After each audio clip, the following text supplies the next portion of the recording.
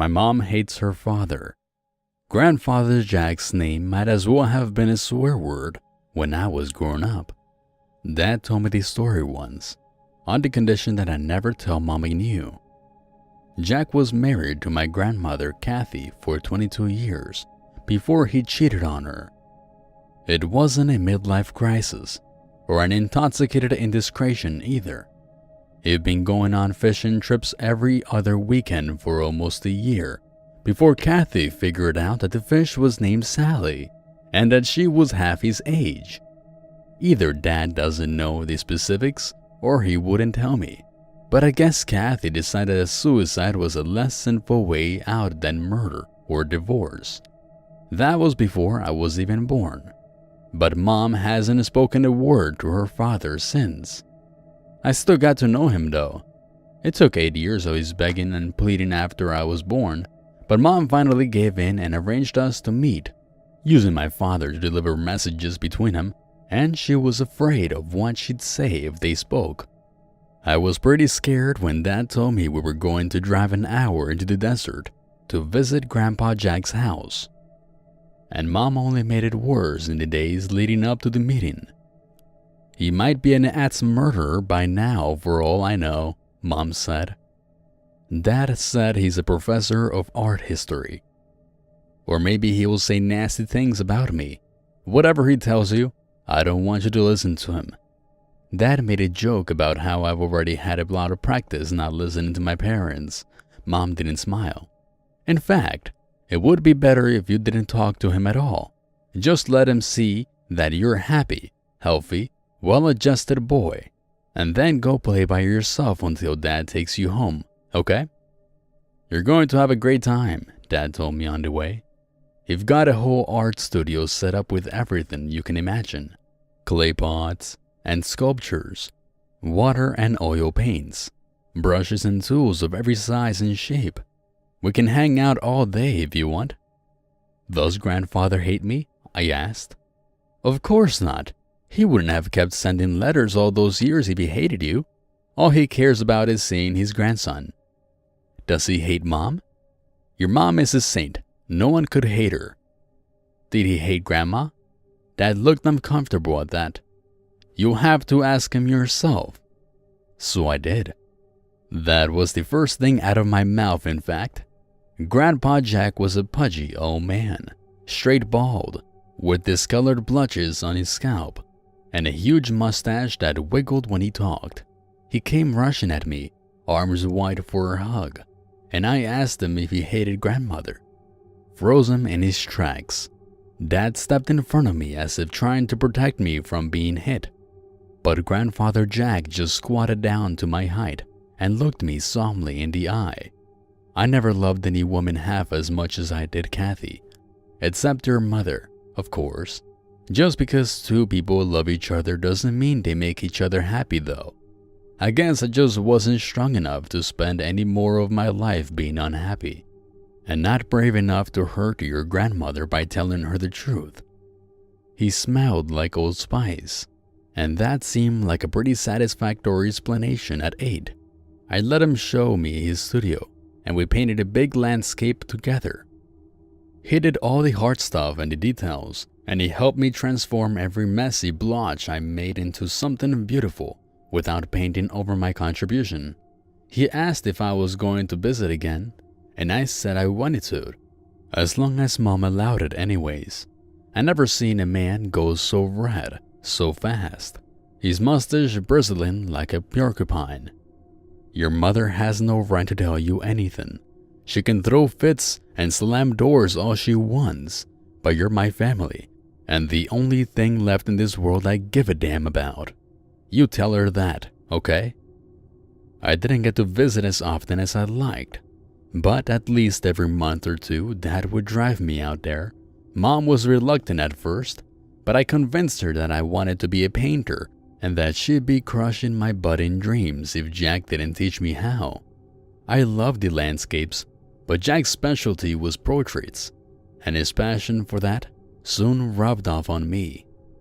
A good portrait only depicts the subject, he told me once. Oh, get this scrub off his chin, and the wrinkles under his eyes, and everything else that makes him who he is, but a great portrait. Here he took a long drink from his iced tea, liking to draw my attention out as long as it would go. A great portrait is always a portrait of the artist. Doesn't matter who decided to paint. He puts so much of himself into it that it's going to tell you more about him than the person he's painting. Jack had a special gallery just for self-portraits. He did a new one every year. The passage of time immaculately mapped onto his many faces. Seeing all the paintings together like that, I couldn't help but notice that every year, his brows seemed a little heavier, his smile was a little sadder, his eyes a little more wary.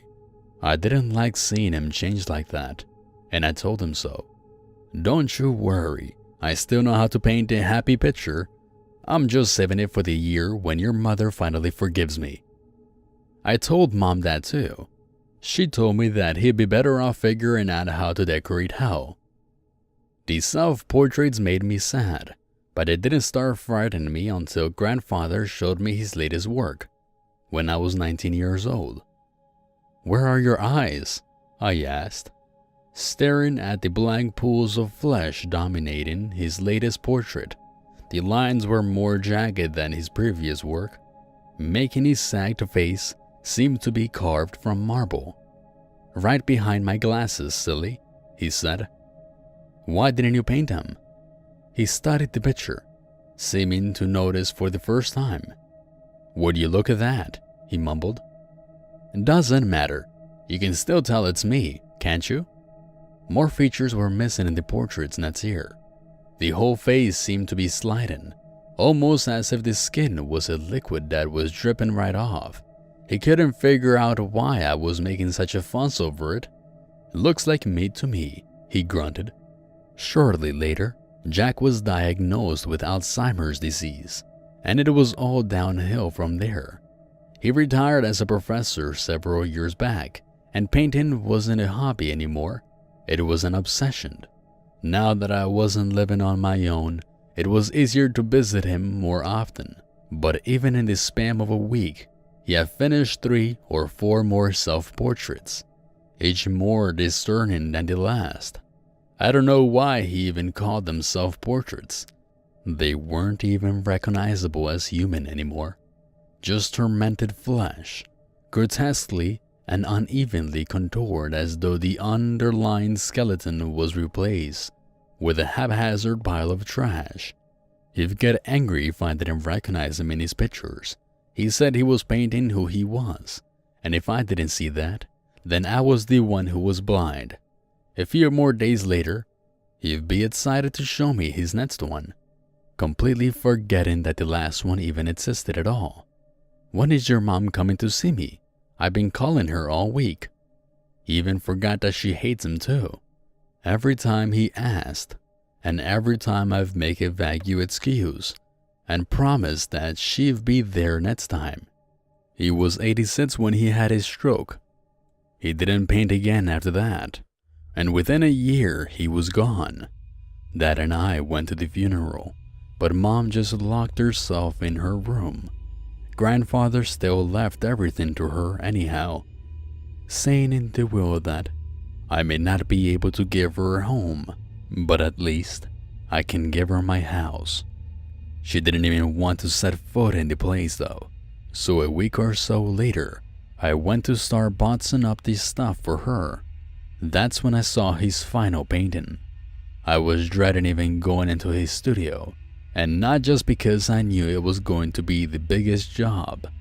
I started stacking the abominable canvases face down so I wouldn't have to look at them, but I couldn't help but notice this one was different. It was so perfect that it could have been a photograph.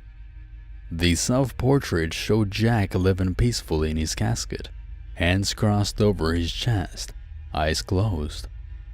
It was strange that he'd been able to paint it so precisely, considering the rest of his recent work later in the room. I sat there for a while, thinking about how heartbreaking it was for him to predict his own death like that. I left the painting out while packing, thinking of hanging it in my apartment to honor him. There were plenty of less morbid pictures to choose from, but this one felt like it was really him who painted it, not the disease which had ravaged his mind. It made me think that his spirit was at rest somewhere, and that made me glad. I hung it in my bedroom that night, saying good night to him, just as he had done on the dozens of sleepovers where I've laid my sleeping bag at the foot of his bed. I fell asleep quickly, exhausted from the manual work that day. I slept straight through the night, not even dreaming as far as I can remember. Then, sitting up in the morning, the first thing I saw was Jack staring back at me from his portrait, the one that had shown closed eyes the night before. Maybe it was like that yesterday, and I didn't notice, I thought, but that didn't sit right with me at all. I remember how Jack always used to get angry when I didn't see the same thing as him in his pictures. Maybe he was right, and I was really just blind. I didn't think too much of it until the next night when I woke up and the painting was screaming. No sound. I wasn't mad yet, but the mouth was opened, twisted and frozen in an unending agony. I just sat in bed, breathing hard, staring at the colorless torment in the weak light from my window. I kept lying back down and trying to convince myself it was just a dream, unable to sit still for more than a few seconds before jolting upright again to stare at the painting. It took me almost half an hour to finally get out of bed and turn the lights on. I laughed out loud to see him sleeping peacefully in the casket with his eyes closed, but I still slept with the lights on the rest of the night. In the morning, his eyes were unmistakably open once again. I didn't blame Jack's painting. I blamed myself for being blind like he always scolded me about. I called my mother and told her about my weird dream on her voicemail. Grandpa Jack is in pain, I told her. I would have said more, but I felt stupid and hung up shortly after. I didn't actually hear the screaming until the second night, and by then, it was already too late. Sometime in the early morning, I was out of bed and halfway across the room before I was even fully awake. The sound ripped me from my bed so fast that I didn't even realize it was coming from the painting. There was enough light to see grandfather's features twisted in agony. My downstairs neighbor started pounding on the roof. That only seemed to make the screaming louder. The thrum of blood in my ears matched the beat, then raced past.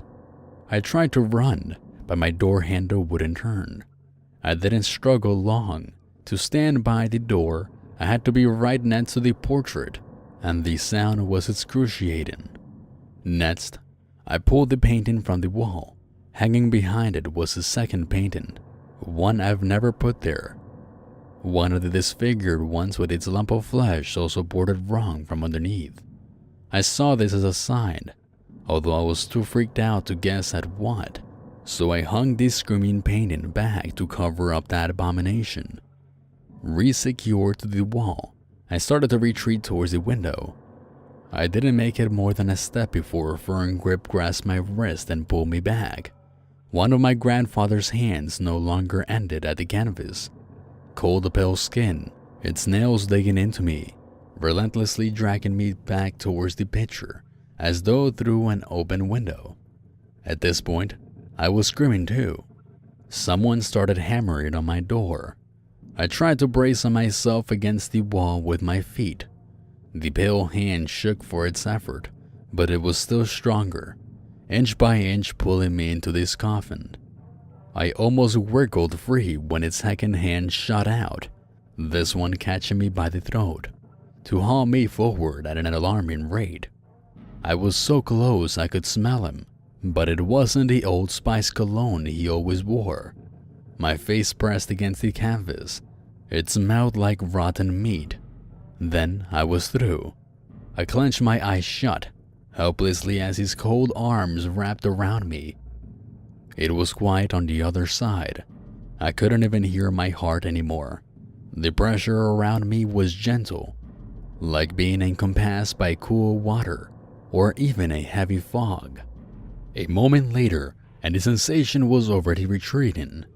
I opened my eyes to find myself standing in my bedroom, facing the portrait on the wall, hands folded across his lap, eyes closed, just like it ought to be. I spent the next half hour profusely apologizing to my neighbors. I'm lucky I didn't get locked up. After that, I called my mom, surprised to find her in tears. "Are you okay? Where are you?" I asked. "I'm okay. Dad's okay. I visited him in the cemetery this morning. It's stupid of me, right?" She paused to sniffle and blow her nose. "Do you think he knows?" I told her I think he was pretty pleased about that, and that it made me happy too. I don't know what would have happened to me if she hadn't.